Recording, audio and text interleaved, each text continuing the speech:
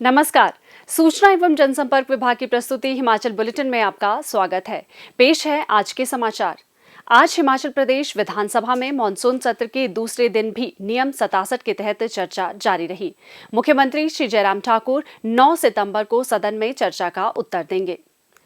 विधानसभा सत्र के बाद मीडिया कर्मियों को संबोधित करते हुए मुख्यमंत्री श्री जयराम ठाकुर ने कहा, हिमाचल की विधानसभा के इतिहास में पहली बार नियम 67 के अंतर्गत चर्चा को स्वीकार किया गया, इसलिए कि विषय गंभीर है, इस पर चर्चा होनी चाहिए। नियम के अनुसार 2.5 घंटे की चर्चा इसमें अलाउड रहती है और 2.5 घंटे की चर्चा 2 दिन से भी ऊपर हो गई, 2.5 दिन की होगी, कल रिप्लाई होगा। ऐसे में अपने विधायक कौन कौन बोलेंगे वो सूची उनकी ओर से आती है और उनको वो निर्धारित करना चाहिए था किसको पहले बोलना है, किसको बाद बोलना है, किसको बोलना है, किसको नहीं बोलना है, लेकिन उसके बावजूद भी वो तय नहीं कर पाए। ऐसी परिस्थिति में आज सदन में विस्तार से 5 बजे तक जो है पूरी चर्चा को हमने चलने दिया, कहीं किसी तरह की कोई कठिनाई नहीं। लेकिन बाद में जिन सदस्यों के नाम उन्होंने लास्ट में भेजे थे तो स्वाभाविक रूप से वो कटने थे, कल रिप्लाई होगा। ऐसी सूरत में ये बहुत दुर्भाग्यपूर्ण परिस्थिति है कि विपक्ष के नेता की बात को विधायक कोई ना सुनने के लिए तैयार है ना मानने के लिए तैयार है। नेतृत्व तो विहीन होगी कांग्रेस पार्टी। जहाँ तक आप कह रहे हैं कि वॉकआउट, मेरे हिसाब से ये वॉकआउट नहीं है, क्योंकि वॉकआउट जो है वो ऑन रिकॉर्ड आना चाहिए कि हम सदन से जो है वो वॉकआउट कर रहे हैं। रिकॉर्ड में कुछ नहीं कहा गया, सामान उठाया, नारे लगाते लगाते चले गए। ऐसे में ये स्वस्थ परंपरा नहीं है कि आप सदन में जब चाहो तो बैठें, सदन में जब चाहो तो चले जाएं।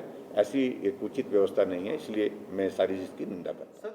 जापान अंतर्राष्ट्रीय सहयोग एजेंसी यानी जायका के सहयोग से चलाई जा रही फसल विविधीकरण प्रोत्साहन योजना के बेहतर कार्यान्वयन से प्रदेश के कई गांवों में खुशहाली की बयार बह रही है। जिला हमीरपुर की ग्राम पंचायत गलोड़ के गांव गुरियाहा में सिंचाई सुविधाओं की कमी के कारण छोटे किसानों को बहुत परेशानी का सामना करना पड़ रहा था। मौसम की बेरुखी से परेशान गांव के कई किसान तो खेती से ही तौबा करने लगे थे। इसी बीच जायका परियोजना इन किसानों के लिए नई उम्मीद लेकर आई। जायका परियोजना के तहत गांव गुरिहार के लिए एक उप परियोजना स्वीकृत की गई। उप परियोजना के तहत गांव में लगभग 52 लाख रुपए की लागत से एक लघु उठाऊ सिंचाई योजना का निर्माण किया गया। इस योजना में गांव के साथ बह रहे नाले से ही सौर ऊर्जा की मदद से पानी उठाकर एक बड़े भंडारण टैंक में डाला गया और वहां से अन्य छोटे टैंकों एवं आधुनिक सिंचाई उपकरणों से लगभग 10.76 हेक्टेयर भूमि के लिए सिंचाई का प्रबंध किया गया। अत्याधुनिक फव्वारा और टपक सिंचाई उपकरणों से पानी मिलने पर गांव के खेतों तथा किसानों को मानो नई संजीवनी मिल गई। लघु सिंचाई योजना और अन्य गतिविधियों के संचालन के लिए गांव में कृषक विकास संघ का गठन किया गया, जिसमें लगभग 35 किसान परिवार शामिल किए गए। यहाँ पर जायका का प्रोजेक्ट लगा हुआ है और उन्होंने हमें सब्जियों के बारे में ट्रेनिंग दी है कि कैसे सब्जी लगानी है। इससे पहले हमें सब्जियों के बारे में बिल्कुल भी नॉलेज नहीं था। पहले तो हम बस मक्की और गेहूं ही लगाते थे। मक्की से हम 2-3-4 हज़ार में बेचते थे, लेकिन सब्जियां लगाने से हमने एक खेत से 25-30 हज़ार इनकम प्राप्त की है।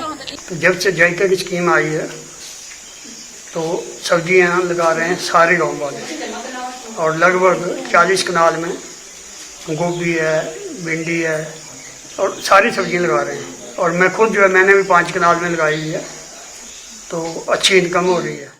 जायका के माध्यम से ही गांव में लगभग 12 लाख रुपए की लागत से पक्की सड़क का निर्माण किया गया। गांव में ढांचागत विकास कार्यों एवं प्रशिक्षण कार्यक्रमों से उत्साहित किसानों ने जायका की विभिन्न गतिविधियों में गहरी दिलचस्पी दिखाई और वे पारंपरिक खेती के साथ साथ फसल विविधीकरण की ओर भी अग्रसर होने लगे। अब गुरियाहा के खेतों में पारंपरिक फसलों के साथ साथ सब्जियों की भी अच्छी खासी पैदावार हो रही है। सिंचाई सुविधा मिलने के बाद गेहूं और मक्की के उत्पादन में भी उल्लेखनीय वृद्धि हुई है। गुरिहार में लगभग 37 लाख रुपए की लागत से कलेक्शन सेंटर बनाया गया है। इसमें लगभग 10 लाख रुपए का कूलिंग चैम्बर स्थापित किया गया है। इसके अलावा पारंपरिक फसलों, सब्जियों, फलों और जड़ी बूटियों के प्रसंस्करण के लिए आधुनिक मशीनें तथा ग्राइंडर भी लगाए गए हैं। शिवा स्वयं सहायता समूह में शामिल गांव की महिलाएं इसमें सक्रिय भूमिका निभा रही हैं। सब्जी उत्पादन से उनकी आय में अच्छी खासी वृद्धि हुई है। स्थानीय बाजार में उन्हें इन उत्पादों के अच्छे दाम मिल रहे हैं। शुरुआती दौर में गांव के 35 परिवार इससे जुड़े थे। अब अन्य लोग भी फसल विविधीकरण को अपना रहे हैं। जायका परियोजना के कारण गुरिहा गांव में खुशहाली का नया दौर आया है। ये योजना अन्य क्षेत्रों के किसानों के लिए भी प्रेरणा स्रोत साबित हो रही है। प्रदेश में कोरोना संक्रमण की जांच के लिए आज 2507 लोगों के सैंपल लिए गए, जिनमें से 333 लोगों की रिपोर्ट नेगेटिव पाई गई है, जबकि 2153 लोगों की रिपोर्ट आना बाकी है।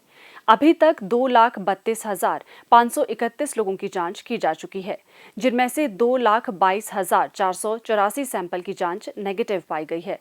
प्रदेश में कुल 7,758 लोगों में कोरोना वायरस के संक्रमण की पुष्टि हुई है, जिनमें से 5,400 लोग इस बीमारी से ठीक हो चुके हैं और 2,288 व्यक्ति उपचाराधीन हैं। हिमाचल बुलेटिन देखने के लिए सब्सक्राइब करें YouTube channel DPR Himachal, follow करें ट्विटर @DPRHP, लाइक करें Facebook page information and public relations department Himachal Pradesh, visit करें वेबसाइट www.himachalpr.gov.in। इस अंक में इतना ही। कल फिर होगी मुलाकात। दीजिए इजाजत। नमस्कार।